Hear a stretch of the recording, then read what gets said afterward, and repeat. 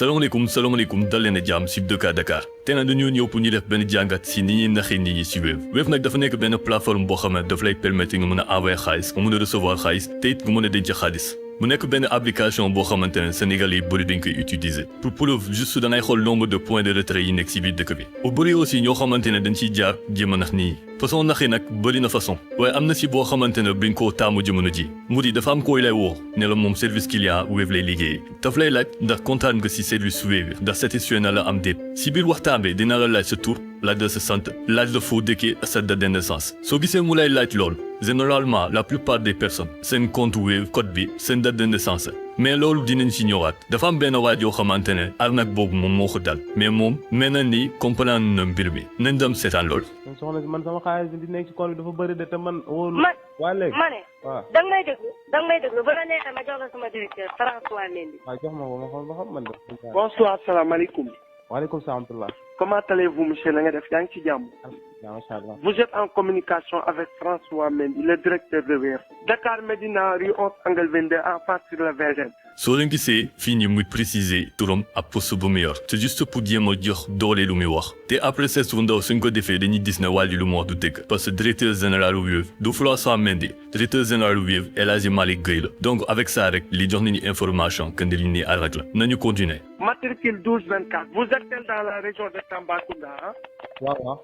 waaw lii bul ci am dara looy ragal xam nga yow sa code mi ngi nekk 1995. waaw man kay. code 4 chiffres yooyu bu doon sa code la ñëmuñ di la ko laaj dégg nga. 4 chiffres yooyu bu mujjee ñëw lañ lay valider ci machine bi xam nga actuellement sa compte am na montant bi ci nekk mais yaa ko liggéey. waaw dëgg kon lii bul ci am dara looy ragal dégg nga. waaw. te message bi en chaque fois mën nañ la ko yónnee te 4 chiffres yi bu ñëw du bokk ak moromam dégg nga. d'accord. xam nga bu newoon code day nekk benn kese dala war a expliquer lu leer parce que jamono moo wóorutul. billaahi jamono ji wóorul yàlla xam na ko. mais bul am dara looy ragal dégg nga Babacar comprendre nga Ababacar.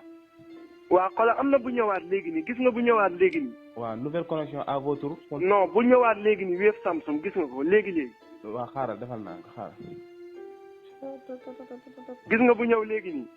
waaw ok waaw. ah waa gis nga ci 4 chiffres ci suufu message bi. waaw gis naa 4 jours waaw. ñaata la. mais man problème bi xam nga temps yii. non ma ne da nga may déglu ma ne. moo tax xam nga yow bu doon sa code la amuñ droit laaj la ko dégg nga. te ñun waxoo ñu sa code dalalal sa xel bu baax a baax dégg nga. message bi à chaque fois mën nañ la ko yónnee ce qui nous intéresse c'est la satisfaction de nos clients. soyez conscients à nous dégg nga. ok parce que li ma jaaxal tamit man numéro bi du numéro Wave. monsieur. waaw monsieur. suñu numéro personnel lañ la wooyee moo tax ñu la dalalal sa xel dégg nga. xaalis bii nekk ci compte bi kullu nafsin saakatil moo di bakkan bi ñam dund da nga ñam dee. wallaahi. ñaanu yàlla di jar sa un franc alalu àdduna kum jaral yéen ni bëccëg bis penc dina ñëw dégg nga. wallaahi rawal de. léegi comprendre nga bu baax a baax. wallaahi.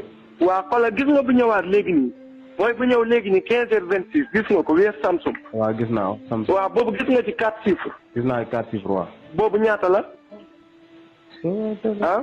léegi boobu da nga koy buñ la validalee dernière bi da nga koy bind ci feuille nga denc ko dégg nga. d'accord. waaw boobu léegi mooy sama code bu bees bi. non du code secret.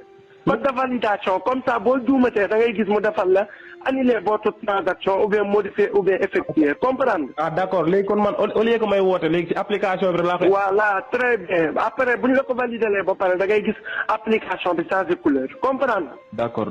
waaw nga ne boobu ñaata la. ma xool. bu la neexee tamit ñu envoyé waat na leen. waaye. ah. yow ñu ma njëkk a envoyé wala bu mujj bi ma envoyé. non bu ñu la mujjee envoyé léegi nii gisoo ko gisoo bu ñëw léegi nii. waaw bii. waaw. ma xool. 54. 54. 54. waaw. 54. 38. 54. 38. 54 38. waaw. monsieur da ngay lire compte bi. waay dañuy bañ a bloqué compte bi nag dégg nga. da ngay lire message bi normal wala ñu bloqué compte bi. monsieur da nga may déglu ma ne. waaw ma ne. message bi bu mujjee ñëw da nga koy lire normal. waaw léegi monsieur ñun sa xaalis ko soxlawuñ ko gisoo bu ñëwaat léegi nii. bu ñëw léegi nii gisoo ko. gis naa ko kay. boobu ñaata la Ababacar. 09 010. message bi code de validation bi du am sax zéro ndax gis nga bu ñëw léegi nii man. waaw yow kon yow day mel ne xam nga ko kon. monsieur. waaw monsieur. waaw dañoo bëgg nga ñemmi ko sa làmmiñ ñi xam ëllëg.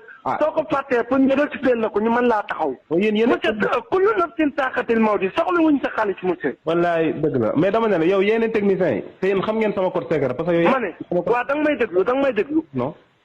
pour avoir la nouvelle procédure de Wave moo tax ñu envoyé la loolu dégg nga. waaw te ku ñu intéressé la satisfaction de nos clients loolu yëpp dugg nañ ci Wave xam nga mosoo dem ci point bi di def retrait ñu laaj la code. liñ lay laaj mooy carte wala application parce que foog ñu scanner ko photo ko dégg nga. dëgg neexee rek wax dëgg yàlla man ñemewuma man sama fan compte bi dafa bëri li ci nekk dafa bëri wóorul léegi. lu ci nekk dafa bëri bu dee fukki dërëm nu mu mën di doon ñun loolu intéressé ñu.